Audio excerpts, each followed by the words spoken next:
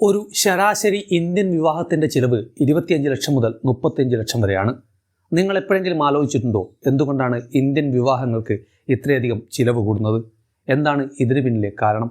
ഇന്ത്യയിൽ ഓരോ വർഷവും 1 കോടി വിവാഹങ്ങൾ നടക്കുന്നു എന്നാണ് കണക്ക്. ഇവയിൽ ഭൂരിഭാഗവും നടക്കുന്നത് നവംബർ ഡിസംബർ മാസങ്ങളിലാണ്.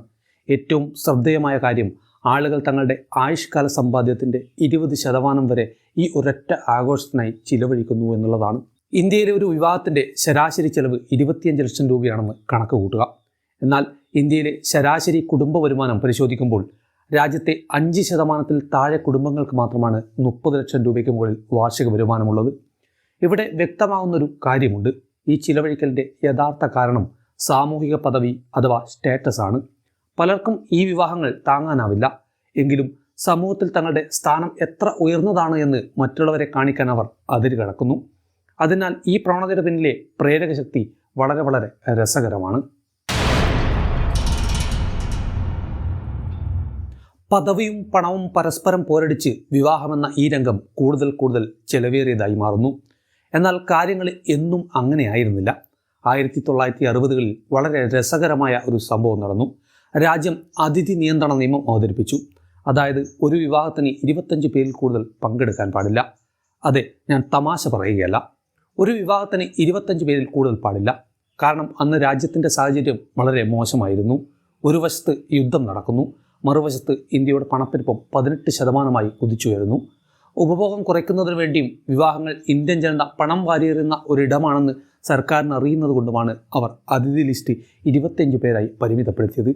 എന്നാൽ അന്ന് 25 പേർ മാത്രം പങ്കെടുത്ത ഒരു ചടങ്ങിൽ നിന്ന് ഇന്ന് 2025 എത്തി നിൽക്കുമ്പോൾ അതിൻ്റെ ചിലവ് കേട്ടാൽ നിങ്ങൾ ഞെട്ടിപ്പോകുന്ന അത്രയും ആഡംബരപൂർണമായ വിവാഹങ്ങളിലേക്ക് നമ്മൾ എങ്ങനെ എത്തിച്ചേർന്നു. 1991 ഒരു സംഭവം നടന്നു. അത് ഇന്ത്യൻ സമൂഹത്തെ എന്നേക്കുമായി മാറ്റിമറിച്ചു.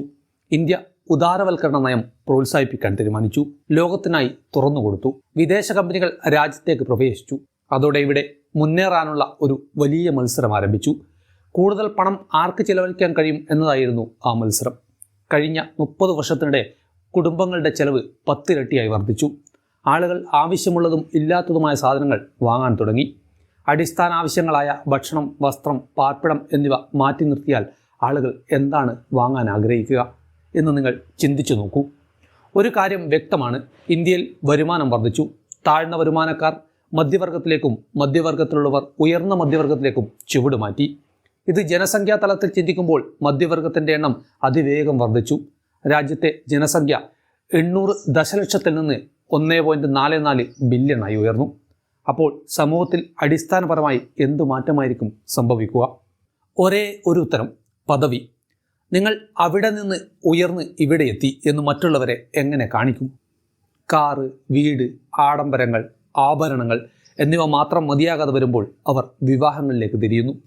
അതുകൊണ്ടാണ് വിവാഹങ്ങൾ സമ്പത്ത്, അധികാരം, സമൃദ്ധി എന്നിവ പ്രദർശിപ്പിക്കാനുള്ള ഒരു വലിയ വേദിയായി മാറിയത്. ഇതിന് ഒരു വലിയ വിപണിയുണ്ട്.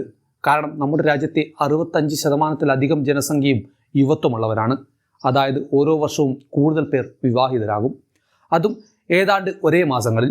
അതിനാൽ ആവശ്യകതയുടെ ഈ ഭാഗം വളരെ ഉയർന്നതാണ്. നാം കണ്ടതുപോലെ ഞാൻ വിജയിച്ചു എന്ന് ഞാൻ തെളിയിക്കണം എന്നൊരു സാംസ്കാരിക സമ്മർദ്ദം നമുക്കിടയിൽ നിലനിൽക്കുന്നു. അതിനാൽ മാതാപിതാക്കൾ വിവാഹത്തിനായി വലിയ തുക ചെലവഴിക്കും. എന്നാൽ ഒരു ചോദ്യം അപ്പോഴും ബാക്കിയാണ്. 2022 ശരാശരി വിവാഹ ചെലവ് 25 ലക്ഷമായിരുന്നുവെങ്കിൽ ഇന്ന് അത് 35 ലക്ഷത്തോളമായിരിക്കുന്നു. വെറും 2 വർഷത്തിനുള്ളിൽ വില ഇത്രയധികം കുതിച്ചുയർന്നത് എങ്ങനെ? GDPയും കുടുംബ വരുമാനവും മാത്രമല്ല ഇതിന് കാരണം. നമ്മൾ കാണാതെ പോകുന്ന മറ്റെന്തോ ഒന്ന് ഇവിടെയുണ്ട്. വിവാഹമണ്ഡപം മുതൽ ഭക്ഷണം വരെയുള്ള എല്ലാ കാര്യങ്ങളിലും വിലയും ആവശ്യകതയും വർദ്ധിച്ചുകൊണ്ടിരിക്കുകയാണ്. ചില കച്ചവടക്കാർ പറയുന്നത് അതൊരു വിവാഹത്തിനായുള്ള ആവശ്യമാണ് എന്നറിഞ്ഞാൽ അവർ ഒരു അധിക തുക ഈടാക്കുമെന്നാണ്. ഉദാഹരണത്തിന്, വിവാഹത്തിനല്ലാത്ത ഒരു ആവശ്യത്തിന് ഒരു പന്തൽ കെട്ടുന്നതിന് ഒരു വിലയായിരിക്കും. എന്നാൽ വിവാഹത്തിന് വേണ്ടി അതേ കാര്യത്തിന് അവർ കൂടുതൽ വില ഈടാക്കും. അവർ ഒരേ ഉൽപ്പന്നത്തിനോ സേവനത്തിനോ വിവാഹമാകുമ്പോൾ കൂടുതൽ പണം ഈടാക്കും എന്നർത്ഥം. നിങ്ങൾ ആലോചിച്ചിട്ടുണ്ടോ 2022 മുതൽ 2024 വരെ വിവാഹ ചെലവുകൾ ഇത്രയധികം കുതിച്ചുയർന്നത് എന്തുകൊണ്ടാണ്? ഉത്തരം നിങ്ങളുടെ അയൽക്കാരൻ്റെ അടുത്താണ്, അല്ലെങ്കിൽ ഷോ ഓഫ് കൾച്ചർ എന്ന സംഭവത്തിലാണ്. നിങ്ങളുടെ മാതാപിതാക്കൾക്ക് അത് സിനിമകളിൽ കണ്ടതാണെങ്കിൽ നിങ്ങൾക്കത് ഇൻസ്റ്റഗ്രാമിലാണ്.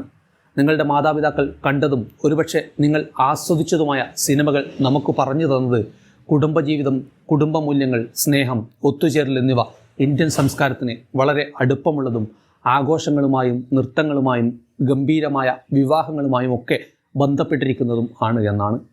എല്ലാവരും ആസ്വദിക്കുന്ന ഈ രംഗങ്ങളാണ് ഒരു കുടുംബമെന്ന നിലയിൽ യഥാർത്ഥ വിജയമെന്നും സിനിമകൾ നമ്മളെ പഠിപ്പിച്ചു കഴിഞ്ഞിട്ടുണ്ട്. ഇതാണ് ഒരുപക്ഷെ ഇന്ത്യക്കാർക്ക് താങ്ങാൻ കഴിയുന്നില്ലെങ്കിൽ പോലും വിവാഹത്തിനായി ഇത്രയധികം പണം ചെലവഴിക്കാൻ തലച്ചോറിൽ ഒരുതരം സ്വാധീനം ചെലുത്തിയത് എന്ന് മനസ്സിലാക്കേണ്ടി വരും. ഒന്ന് ചിന്തിച്ചു നോക്കൂ, നിങ്ങൾ അവസാനമായി പങ്കെടുത്ത വിവാഹത്തിലെ ചടങ്ങിൽ അടിപൊളി പാട്ടും ഡാൻസും ഉണ്ടായിരുന്നില്ലേ? ആലോചിച്ച് നോക്കൂ, അതിൻ്റെ സ്വാധീനം എവിടെ നിന്നാണ് വന്നത്? അത് സിനിമകളിൽ നിന്നാണ് വന്നത്. എന്നാൽ നമ്മൾ കുട്ടികളായിരുന്നപ്പോൾ അല്ലെങ്കിൽ മാതാപിതാക്കൾ ഒരു മാസത്തിൽ ഒരിക്കൽ മാത്രമാണ് സിനിമ കണ്ടിരുന്നത്. അതൊരു മഹത്തായ സമയം തന്നെയായിരുന്നു. എന്നാൽ ഇപ്പോൾ ഫോണെടുത്ത് അൺലോക്ക് ചെയ്ത് ആ മാന്ത്രിക ബട്ടണിൽ ഇൻസ്റ്റഗ്രാം അമർത്തിയാൽ മതി, എപ്പോഴും ഒരു മിനി സിനിമ കളിച്ചുകൊണ്ടിരിക്കും. നമുക്കത് മറിച്ച് നോക്കാം. ഇതിനർത്ഥം മാധ്യമങ്ങൾക്ക് നമ്മുടെ തലച്ചോറിലുള്ള സ്വാധീനം മാസത്തിലൊരിക്കലല്ല, മറിച്ച് നമുക്ക് ബോറടിക്കുമ്പോഴെല്ലാം സംഭവിക്കുന്നു. അത് ഒരു ദിവസം പലതവണയാണ്. ഞാൻ എപ്പോഴും റീലുകൾ കണ്ടുകൊണ്ടിരിക്കുന്നു. 1 മണിക്കൂർ പോകുന്നു, 2 മണിക്കൂർ പോകുന്നു, 3 മണിക്കൂർ പോകുന്നു. ഉദാഹരണത്തിന് അനുഷ്ക ശർമ്മ വിവാഹിതയായപ്പോൾ ആ ലെഹങ്കയ്ക്കായി ഏകദേശം 6 മുതൽ 7 ലക്ഷം രൂപ വരെ ചെലവഴിച്ചു. എന്നാൽ ഇതേ ലെഹങ്കയുടെ ഫസ്റ്റ് കോപ്പി ഡൽഹിയിലെ ചാന്ദിനി ചോക്കിൽ 80,000 മുതൽ 1 ലക്ഷം രൂപയ്ക്ക് ലഭ്യമാണ്. ഇത് രാജ്യത്തുടനീളം സംഭവിക്കുന്ന ഒരു പ്രവണതയിലേക്ക് നമ്മളെ എത്തിക്കുന്നുണ്ട്. പ്രശസ്തരായ സെലിബ്രിറ്റികളുടെയോ നടന്മാരുടെയോ 1ാം അല്ലെങ്കിൽ 2ാം കോപ്പികൾക്ക് നിങ്ങളുടെ ഒരു പ്രത്യേക ദിവസത്തിനായി നിങ്ങൾക്ക് വാങ്ങാൻ കഴിയും. ഈ ലെഹങ്കയുടെ വില നിശ്ചയിക്കുന്നത് അതിൻ്റെ ഗുണമേന്മ, ധരിക്കാനുള്ള സൗകര്യം അല്ലെങ്കിൽ അതിൻ്റെ ഭംഗി എന്നിവയല്ല. നിങ്ങളുടെ ഇഷ്ട നടിയെപ്പോലെ നിങ്ങൾക്കും ഒരു ഫെയറി ടെയിൽ വിവാഹം വേണം എന്ന ആഗ്രഹം കൊണ്ടാണ്. ഈ പ്രവണത വസ്ത്രങ്ങളിൽ മാത്രമല്ല, ഹെയർ സ്റ്റൈൽ, സൗന്ദര്യം, മേക്കപ്പ്, ഭക്ഷണം, അലങ്കാരം എന്നിങ്ങനെ എല്ലാ കാര്യങ്ങളിലും രാജ്യത്തുടനീളം സംഭവിക്കുന്നു. നിങ്ങൾ സന്തോഷവാനായിരിക്കാൻ ഏതുതരം വിവാഹമാണ് വേണ്ടതെന്ന് ഇൻസ്റ്റഗ്രാം നിങ്ങളോട് പറയുന്നു. ഇവിടെ ഒരു വിടവുണ്ട്, നിങ്ങൾ ആഗ്രഹിക്കുന്നതും നിങ്ങൾക്ക് താങ്ങാൻ കഴിയുന്നതും തമ്മിൽ. നിങ്ങൾക്ക് താങ്ങാൻ കഴിയുന്നത് നിങ്ങൾക്ക് സന്തോഷം നൽകുന്നില്ല. നിങ്ങൾക്ക് താങ്ങാൻ കഴിയാത്തത് നിങ്ങൾ ഇൻ്റർനെറ്റിൽ കാണുന്നത് നിങ്ങളെ സന്തോഷിപ്പിക്കേണ്ട ഒന്നാണ്. ഈ വിടവ് നികത്താൻ ഒരു പുതിയ മാന്ത്രിക വിദ്യയുണ്ട്. അതിനെ കടം അഥവാ ക്രെഡിറ്റ് എന്നാണ് വിളിക്കുന്നത്. ഇന്ത്യ ലെൻസ് വെഡ്ഡിംഗ് റിപ്പോർട്ട് പറയുന്നതനുസരിച്ച് 26% ദമ്പതികൾ അവരുടെ വിവാഹം സ്വയം പണം മുടക്കി നടത്താൻ ആഗ്രഹിക്കുന്നു. അതിൽ 68% പേരും 1 ലക്ഷം മുതൽ 5 ലക്ഷം രൂപ വരെ കടം വാങ്ങാൻ പദ്ധതിയിടുന്നു. ഇതൊരു ആസ്തിയുമായി ബന്ധമില്ലാത്ത വായ്പയായതുകൊണ്ട് അതിൻ്റെ പലിശ 9.99 മുതൽ 24 വരെയാണ്. ഇതൊരു മോശം കാര്യമാണ്. കാരണം നിങ്ങൾക്ക് ഒരു ആസ്തിയും ഇവിടെ സൃഷ്ടിക്കുന്നില്ല, എന്നിട്ടും നിങ്ങൾ പലിശ അടക്കുന്നു. നിങ്ങൾ ഒരു വർഷം 15% പലിശ നിരക്കിൽ 5 ലക്ഷം രൂപ വായ്പ എടുത്താൽ പലിശയടക്കം 7 ലക്ഷം രൂപ നിങ്ങൾക്ക് അടക്കേണ്ടി വരും. വാസ്തവത്തിൽ കോവിഡിന് ശേഷം ഭവന വായ്പയുടെ വളർച്ചാ നിരക്ക് കുറയുകയും വ്യക്തിഗത വായ്പയുടെ വളർച്ചാ നിരക്ക് വർദ്ധിക്കുകയും ചെയ്തു. അതായത് ആളുകളുടെ ആസ്തികൾ നിർമ്മിക്കാത്ത കാര്യങ്ങൾക്കായി വായ്പ എടുക്കുന്നു. അവർ പ്രദർശനപരമായ ഉപയോഗത്തിനായാണ് ഇത് ചെയ്യുന്നത്. ഇത് ഏറ്റവും മോശം തരം ഉപയോഗമാണ്. ഇത് പദവിയും ഒരുപക്ഷെ ചില നല്ല ഓർമ്മകളുമല്ലാതെ മറ്റൊന്നും നിർമ്മിക്കുന്നില്ല. ലോകത്തിലെ എല്ലാ വിശകലനങ്ങളും നമുക്ക് നടത്താൻ കഴിയും. എന്നാൽ സത്യം ഇതാണ്, ഒരു വിവാഹം ഒരു വൈകാരികമായ തീരുമാനമാണ്.